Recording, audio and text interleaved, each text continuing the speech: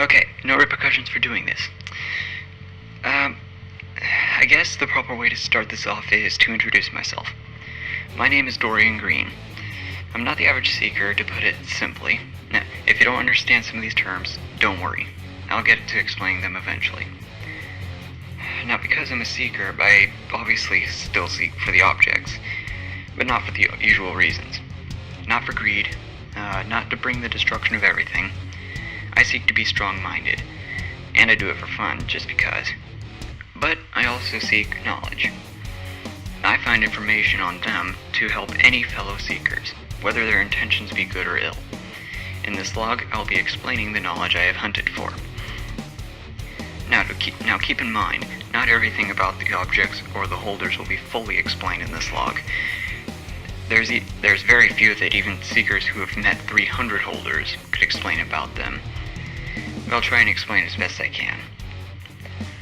First up is the objects. These things borderline on what an average human could call supernatural. Any seeker needs to know this. And here's a phrase to remember about them. In any city, in any country, there's a location that you can try any of these at. There used to be 2,538 of them. 2,000 were lost. The remaining 538 must not come together, ever. And yes, that means any city and any country. Supernatural, remember? Now, the only iffy part about it is if the specific location or building isn't in it. Almost all of them reside in a mental institution or halfway house. Now, why they're usually there, I'll probably never know. But there are exceptions. Schools, a house that isn't yours, a road or trail, theater, almost anywhere. And almost guaranteed you have a place somewhere close to you can do these. The objects can be just about anything too. There's a dustpan, tons of books, a guitar, clothing, keys, knives, stopwatch, technically unlimited variety. There are 538 of these things, supposedly. And remember that coin I flipped at the start of this? That was an object. Sometimes they have an effect on existence or reality, and sometimes it's just a thing. That coin I used determines the outcome of my choices. Heads, tails, or caught midway will guarantee good, bad, or both, respectively. A dustpan could be as simple as a normal dustpan. No power, no curse. It just depends. They also have the ability to distort space and time in any way necessary to suit their needs. But most importantly, these specific 538 objects will bring utmost terrors to the existence of everything, the destruction of the universe, or anything similar to those horrendous fates if they're brought together. So, what does bring them together mean?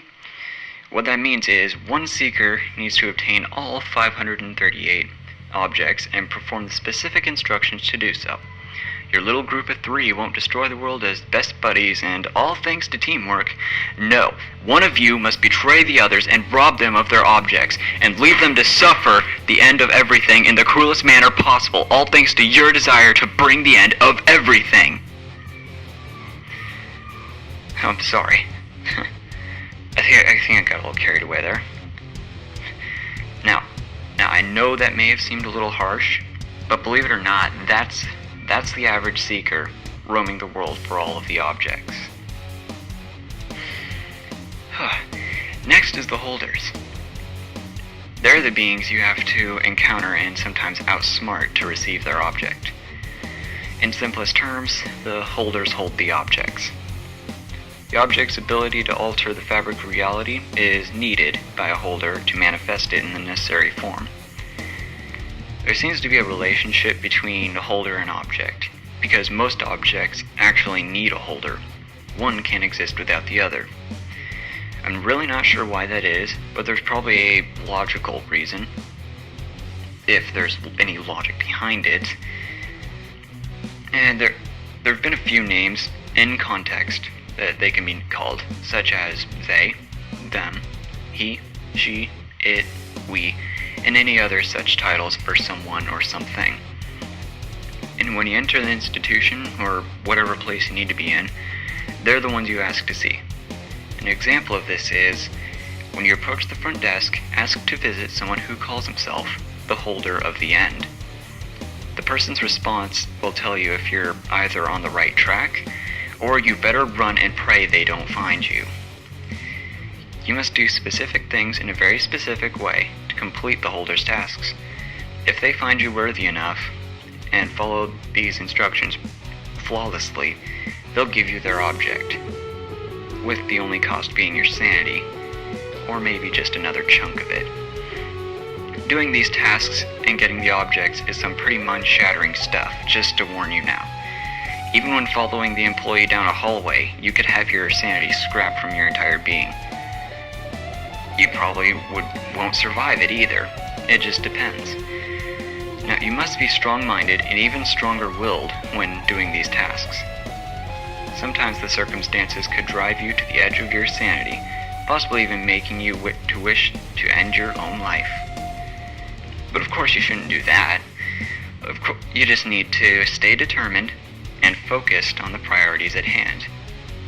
If you're not supposed to say anything, don't have a friendly chat with them about your daily life or something. That will get you killed, or suffer whatever the holder has in store for you. In short, do what you need to do and leave. They aren't there waiting to be your best friend, so don't dilly-dally or screw up. And lastly, we have the Seekers. The Seekers are essentially what I am, and what anyone else, and for anyone else who are looking for the objects. To put that term simply, the Seekers seek the objects. Different Seekers have different motives, and I've kind of categorized them in common types. The first are what I call the Enders.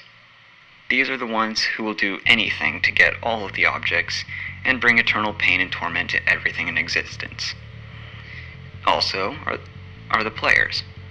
They seek the objects to screw around with them and mess around with people with their new supernatural toys. Third on the list are the Pleonixists. Everything they speak of, everything they collect, everything they think of, everything they do is out of greed.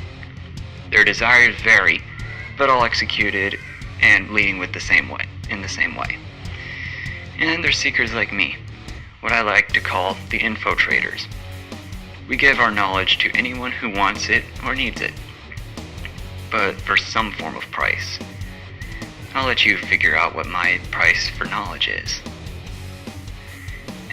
And I suppose that's all there is for the terminology for the objects, seekers, and them. I really hope you understood that term. That was meant to be a little help on what's to come in my future logs, and I hope it helps. After all, that's what I'm aiming to do. Help any and every seeker who needs any assistance, regardless of their intentions for seeking. And because of that, if any of you have a specific holder you want to know about, let me know. I plan to shed some light on all 2,538 of the objects, and a few well-known seekers you may meet in your travels. If someone needs to know about object 674, when I'm at 23 on the actual list, I'll get to the request first. Or maybe just do them all out of order in importance and stuff. Well, keep your eyes on the darkness and study your surroundings. Once you start, they'll be watching. Dorian Green fading back